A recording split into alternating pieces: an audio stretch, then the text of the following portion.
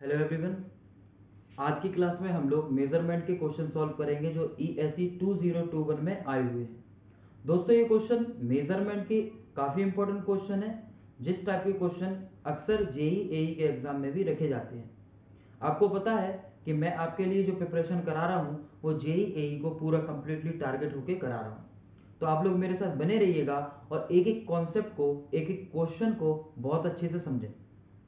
तो आप लोग पाएंगे कि आपके कॉन्सेप्ट बेसिक लेवल के कितने अच्छे हो रहे हैं। इस प्रकार से हम लोग गिने चुने जो ESE के क्वेश्चन है वो सॉल्व इस वीडियो लेक्चर में करेंगे। तो आइए हम लोग देखते हैं सबसे पहला क्वेश्चन। पहला क्वेश्चन आप देख सकते हैं, आपके सामने लिखा हुआ है which of the following instrument is most sensitive for the moving iron mechanism and the most linear scale। तो आपको मैं बता दूं कि सबसे ज्यादा जो सेंसिटिव इंस्ट्रूमेंट होता है वो आपका होता है मूविंग कॉइल यानी कि PMMC। PMMC सबसे ज्यादा सेंसिटिव होता है। उसके बाद आता है आपके पास मूविंग आयरन और उसके बाद आता है डायनामोमीटर, है ना। इसके बाद क्या आता है? डायनामोमीटर। तो बिल्कुल बेसिक लेवल का क्वेश्चन है, आपसे एक अक्सर क्रम पूछते हैं। अब ये जो मूविंग पार्ट बोला गया है, ऑप्शन में बोला गया है कि moving coil, hot wire, electrodynamometer, radial vane repulsion. तो PMMC जो होता है यही आपका मूविंग कॉइल होता है। क्या होता है आपका? ये यही आपका मूविंग कॉइल होता है। तो PMMC is the moving coil instrument. Okay, तो यहाँ पे आंसर क्या हो जाएगा अपने पास? Option A. Option A will be correct. तो आई होप आपको बहुत अच्छे से समझ में आ गया होगा इस कॉन्सेप्ट को। चलिए नेक्स्ट क्वेश्चन देखते हैं। दोस्तों नेक्स्ट क्वेश्चन हमसे बोल रहा है a voltmeter has a resistance of 20 kilo ohm and connected in a series with the external resistance across a 230 volt. Okay, if the instrument read 160 volt then the value of external resistance is, external resistance कितना होगा? तो देखिए बहुत आसान सा question है, हम लोग इसे करेंगे। इसमें आपको दिया है एक वोल्ट मीटर है, एक वोल्ट मीटर है हमारे पास, और इस वोल्ट मीटर का जो रेजिस्टेंस है, ये रेजिस्टेंस आपको दिया गया है कितना? 20 किलो ओम। कितना दिया गया? 20 किलो ओम। ये आपको 20 किलो ओम दिया गया है। आगे इसमें बोला है कि इसके सीरीज में एक रेजिस्टेंस लगाया था, एक्सटर्नल रेजिस्टेंस। ये आपने लगा दिया एक्सटर्नल रेजिस्टेंस आर एक्सटर्नल। ठीक है, ठीक है। तो अभी ये 230 वोल्ट के साथ ये काम कर रहा है। If the instrument read 160 volt then the value of external resistance is. तो अगर ये 160 वोल्ट को रीड करे, यानी कि आपकी रेंज बढ़ा दी गई है। पहले ये रीड कर रहा है आपका 160 वोल्ट और इसके बाद ये रीड कर रहा है 230 वोल्ट, जब इसमें हम लोगों ने एक्सटर्नल रेजिस्टेंस इसके सीरीज में लगा दिया। तो जब इसे इसके सीरीज में लगाया तब हमारे पास एक्सटर्नल रेजिस्टेंस क्या होगा, हमें इस क्वेश्चन में फाइंड करना है। तो दोस्तों मैं आपको जानकारी के लिए बता दूं कि जब भी हम लोग रेजिस्टेंस को सीरीज में लगाते हैं तब इसमें सीरीज में जो रेजिस्टेंस लगता है इसे बोलते हैं हम लोग हाई रेजिस्टेंस। क्या बोलते हैं? High resistance. और जब भी हाई रेजिस्टेंस लगता है सीरीज में तब रेंज ऑफ वोल्ट मीटर बढ़ जाती है। यानी कि वोल्ट मीटर की रेंज को बढ़ाने के लिए हम लोग उस वोल्ट मीटर के सीरीज में हाई रेजिस्टेंस को कनेक्ट कर देते हैं। तो यहां पर जब भी हम बात करेंगे आर एक्सटर्नल निकालना है तो अपने पास फॉर्मूला होता है आर एक्सटर्नल या आर एस ही, इसी को हम सीरीज रेजिस्टेंस भी बोल देते हैं, इक्वल्स टू आर एम और ब्रैकेट में capital M minus one. R M क्या होता है? मीटर का रेजिस्टेंस, जो आपको यहाँ पे इसके अक्रॉस दिया गया है, ये 20 किलो ओम है, 20 किलो ओम। कैपिटल एम होता है capital V upon small V M minus one, यानी कि वोल्ट मीटर का जो आपके पास वोल्ट मीटर है इसका वोल्टेज, इसको हम लोग क्या बोल देते हैं? वीएम बोल देते हैं। ये वीएम आपको कितना दिया? 160, और ये क्या है आपके पास? टोटल वोल्टेज 230 वोल्ट दिया गया है। तो यहाँ पे 20 किलो ओम और यहाँ पर हमारे पास आ जाएगा 230 अपॉन 160 माइनस वन। जब इसे हम सॉल्व करेंगे तो आप पाएंगे 20 किलो ओम, इसमें से इसे माइनस कर देंगे तो ये आपका जाएगा 70 अपॉन 160।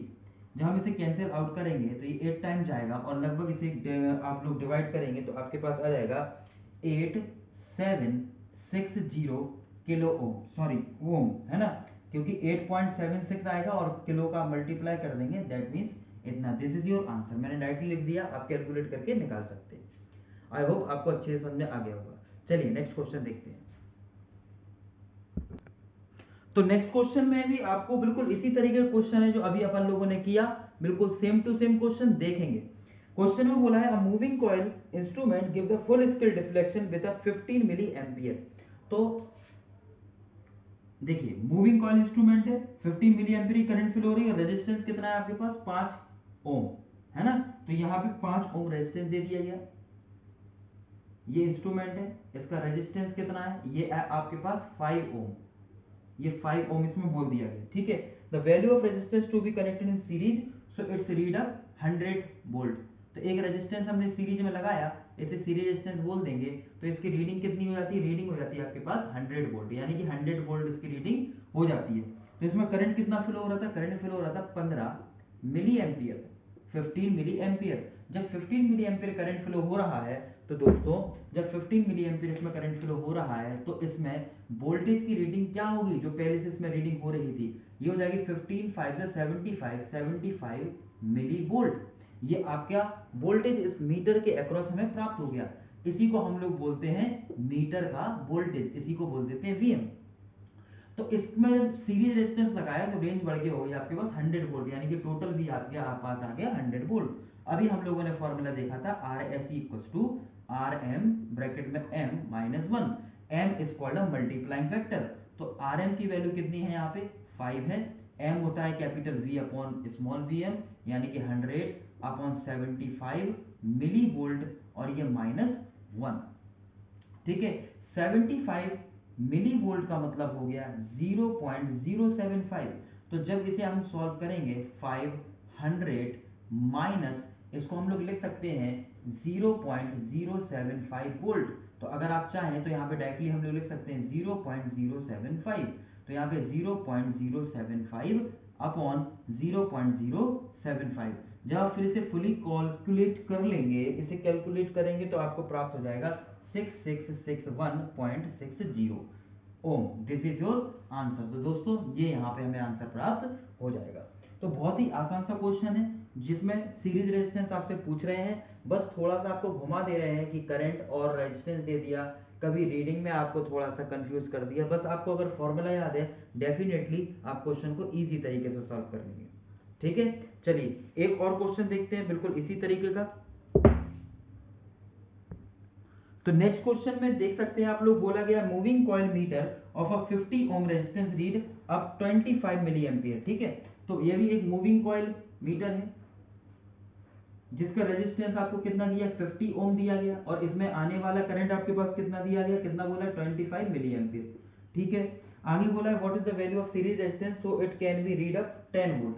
तो इसमें कितना सीरीज रेजिस्टेंस लगाएं कि ये कितना रीड कर ले, ये रीड कर ले आपका 10 वोल्ट, यानी कि overall V equals to 10 volt, ठीक है। तो इसे बोल देंगे हम लोग सीरीज रेजिस्टेंस, ये आपके पास हो गया सीरीज रेजिस्टेंस। तो आपके पास यहां ये दिया गया आपके पास मूविंग कॉइल इंस्ट्रूमेंट, एक मूविंग कॉइल मीटर दे दिया जिसमें करंट 25 मिली एम्पियर आ रहा है, एक सीरीज रेजिस्टेंस लगाएंगे तो रेंज 10 वोल्ट हो जाती है। तो बताइए इसकी वैल्यू क्या होगी। तो अभी हम लोगों ने देखा, तो हम लोग चाहे तो पहले तो मीटर का वोल्टेज निकाल लें, Vm equals to 50 into 25 milliampere, okay. इसका मल्टीप्लाई इसमें करेंगे तो आएगा 125 and 0 milliampere, that means यहाँ पे इसका मतलब हो जाता है 1.25 एम्पियर। अच्छा हमें सीरीज रेजिस्टेंस निकालना है, आर एस इक्वल्स टू होगा आपके पास आर एम ब्रैकेट में एम माइनस 1, और यहाँ पे दिया गया है 50, और यहाँ पर ये एम हो जाता है V upon V M, that means 10 upon 1.25 minus 1। 1.25 से इसे कैंसिल आउट करोगे 8 टाइम जाता है, 8 माइनस 1 7 होता है, यानी कि 50 इंटू 7, और यहाँ पे जाएगा 350 ohm. This is your answer, this is your answer दोस्तों। तो देखिए कितना आसान क्वेश्चन है, यानी कि इंजीनियरिंग सर्विस 2021 के पेपर में मेजरमेंट के सिर्फ वोल्ट मीटर से, सिर्फ मूविंग कॉइल वोल्ट मीटर से ही 3 क्वेश्चन आपके आ गए।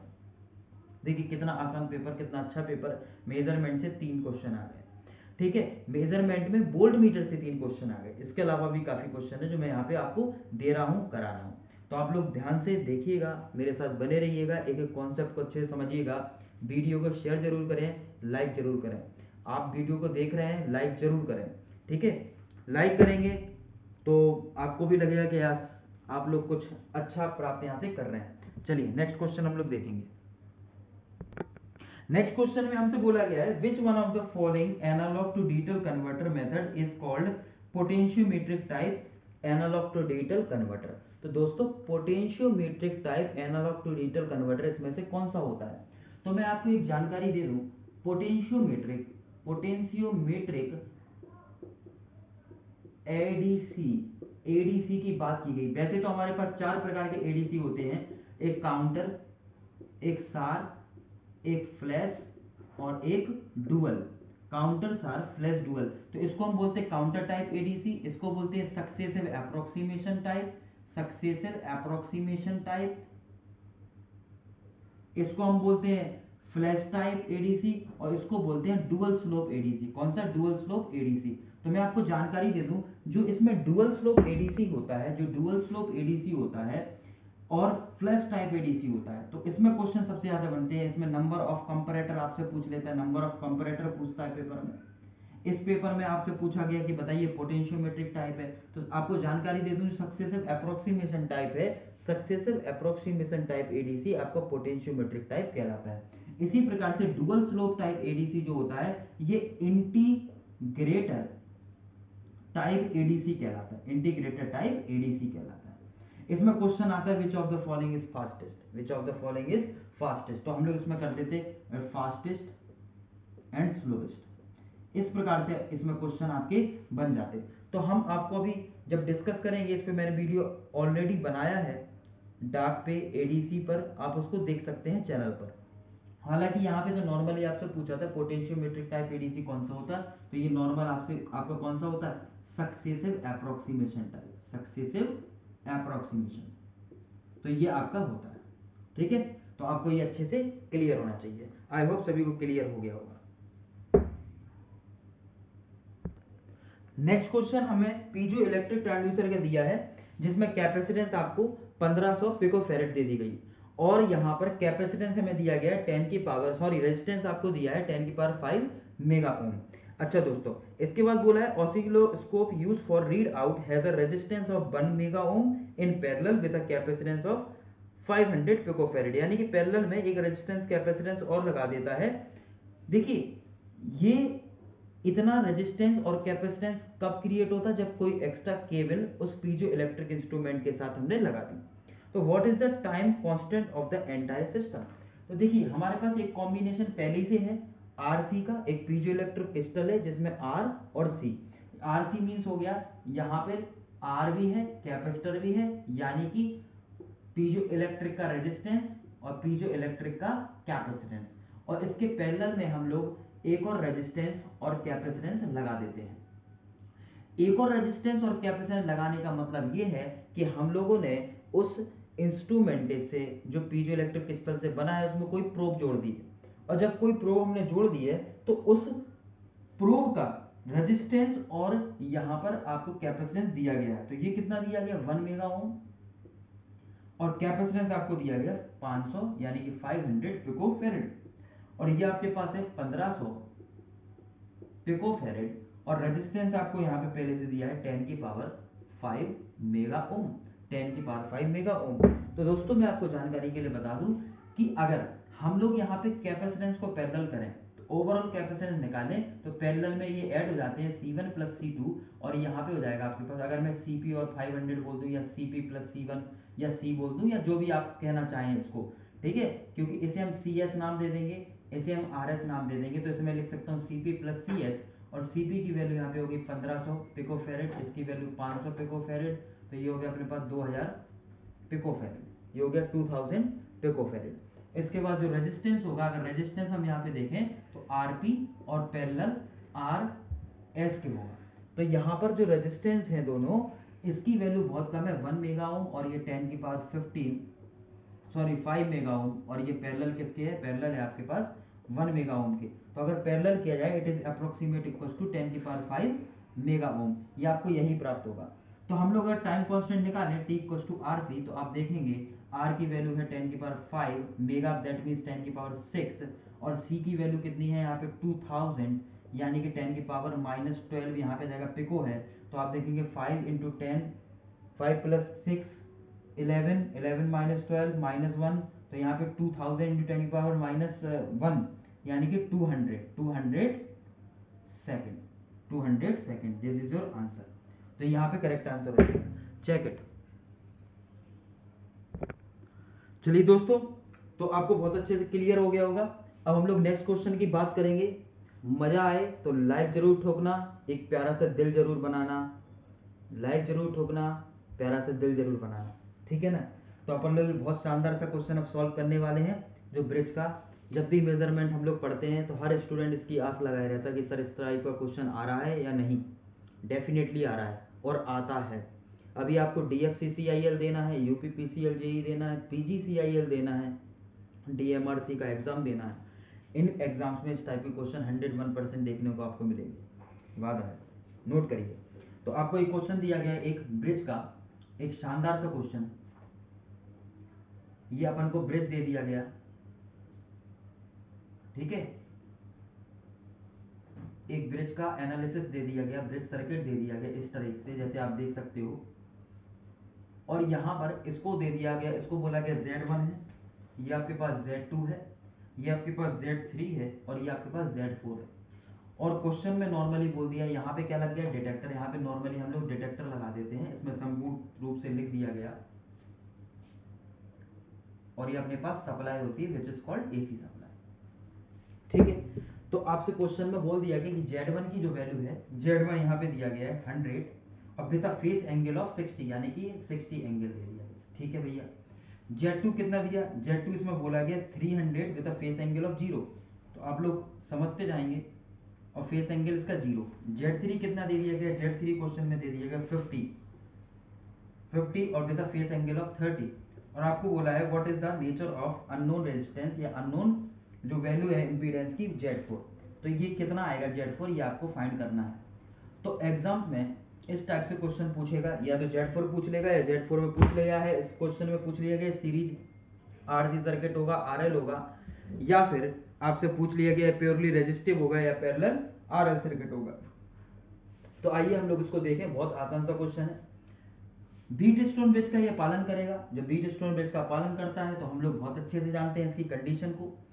जब इसकी कंडीशन को अच्छे से जानते हैं तो आपको पता है इसमें क्या होता है, आपको पता होना चाहिए Z1 अपॉन Z2 बराबर Z3 अपॉन Z4। या आप इसमें कह सकते हो कि Z4 equals to Z2 Z3 upon Z1। तो Z4 equals to Z3 Z3 Z2 Z3 upon Z1। तो Z4 इक्वल्स टू हमें ये प्राप्त हो जाता है। तो अगर हम इसमें वैल्यू पुट करें Z4 की, यानी कि Z4 आपको निकालना है, Z2 कितना है आपके पास, Z2 यहाँ पे दिया है 300 एंगल 0। Z3 की बात करें, Z3 है 50 एंगल 30। अगर यहाँ पे हम बात करें Z1 की, तो Z1 है 100 एंगल 60। तो इसे कैंसिल आउट करेंगे, ये 50 ये 2 टाइम जाएगा और 2 यहाँ से आएगा 150, दैट मीन्स 150। और एंगल आपके पास आ जाएगा एंगल x एंगल y, तो एंगल x प्लस वाई। अगर मल्टीप्लाई में दो एंगल हैं तो ऐड हो जाते हैं, यानी कि 30 एंगल हो गया और ये 60 एंगल ऊपर गया तो इसमें माइनस हो जाएगा, यानी 30 माइनस 60 माइनस 30। तो ओवरऑल हमारे पास कितना आया, Z4 निकल के आ गया 150 माइनस 30, 150 माइनस 30। दोस्तों मैं इसकी जानकारी आपको दे दूं, 150 माइनस 30 का मीन्स हो गया यहाँ पे 150 cos 30 माइनस j 150 sin 30। तो अगर आप ध्यान से देखें cos 30 की वैल्यू होती है √3/2। तो यहाँ पे √3/2 जब आप 2 से कैंसिल करेंगे तो आएगा 75 √3। ध्यान से समझिएगा मैं कैसे बता रहा हूँ उसको। और इसका वैल्यू होती है 1/2, कैंसिल करेंगे j 75। तो आप अगर देखें तो कॉम्प्लेक्स के टर्म में आपको मिल रहा है 75 √3 माइनस j 75। इसका मतलब अगर 75 √3 मिल रहा है, इसका मतलब इसमें रेजिस्टेंस है। क्या है इसमें, रेजिस्टेंस, यानी कि इसमें रेजिस्टेंस R है। और अगर माइनस जे मिल रहा है, इसका मतलब है इसमें कैपेसिटेंस है। क्या है इसमें दोस्तों, इसमें कैपेसिटेंस है। अगर प्लस जे मिलता है यहाँ पे तो इंडक्टर होता, अगर माइनस जे लिखा तो कैपेसिटर है। इसका मतलब आप इसमें बहुत अच्छे समझ गए। तो ये किसकी तरह काम करेगा, ये काम करेगा RC सीरीज सर्किट की तरह। किसकी तरह, RC सीरीज सर्किट की तरह। तो आप देख सकते हैं इसमें which of the following is correct, option B. तो दोस्तों यहाँ पे ऑप्शन बी आपके पास यहाँ पे करेक्ट हो जाएगा। तो देखिए कितना अच्छा क्वेश्चन यहाँ पे बोला गया था, अपन से एग्जाम में पूछा गया था। आई होप आपको अच्छे समझ में आया होगा। नेक्स्ट क्वेश्चन आपके सामने है, और इस नेक्स्ट क्वेश्चन में जो सीआरओ का क्वेश्चन है ऑसिलोस्कोप का, इसमें हमें ओवरऑल सेंसिटिविटी फाइंड करना है। तो दोस्तों आपको इसमें दिया क्या है, सबसे पहले हम वो लिख लेंगे।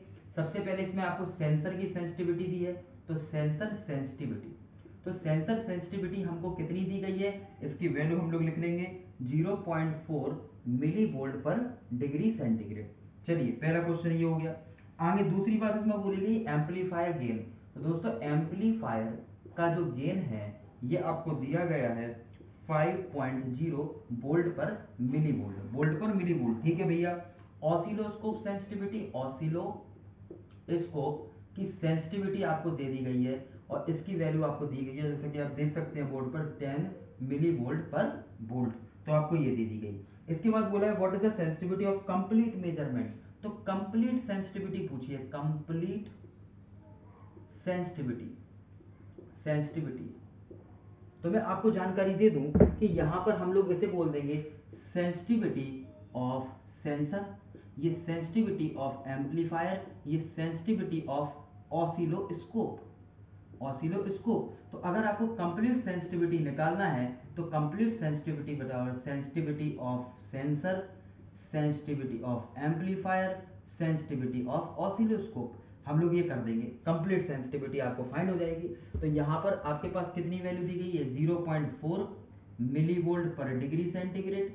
नेक्स्ट आपको एम्पलीफायर कितना दिया गया, 5 वोल्ट पर मिली वोल्ट, इनटू ऑसिलोस्कोप के लिए कितना दिया गया, 10 मिली वोल्ट पर वोल्ट। तो आप देखेंगे किससे क्या कैंसिल आउट हो रहा है, तो वोल्ट से वोल्ट कैंसिल आउट होगा, मिली वोल्ट से मिली वोल्ट कैंसिल आउट होगा, और डिग्री सेंटीग्रेड ये मिली वोल्ट लिखा हुआ है। 0.4 का 5 में मल्टीप्लाई करेंगे 2 आएगा, 2 का 10 में कर देंगे 20 आएगा, यानी कि 20 मिली वोल्ट पर degree centigrade. This is your answer. तो आप देख सकते हैं आपके पास आंसर क्या आ जाएगा, answer option D will be correct. I hope, मुझे आशा है कि आपको बहुत अच्छे से ये 8 के 8 मेजरमेंट के क्वेश्चन आ गए होंगे। अगर पसंद आए दोस्तों शेयर जरूर करें, दिल से ठोकें, अपने स्टेटस पे लगाएं अगर आप दिल से चाहते हैं तो। ध्यान से इन क्वेश्चन को सीखें, इस तरह की वीडियो मैं आपके लिए लाता रहूँगा। If you like this, subscribe the channel and share the video. नमस्कार, शुक्रिया, आदाब, जय हिंद।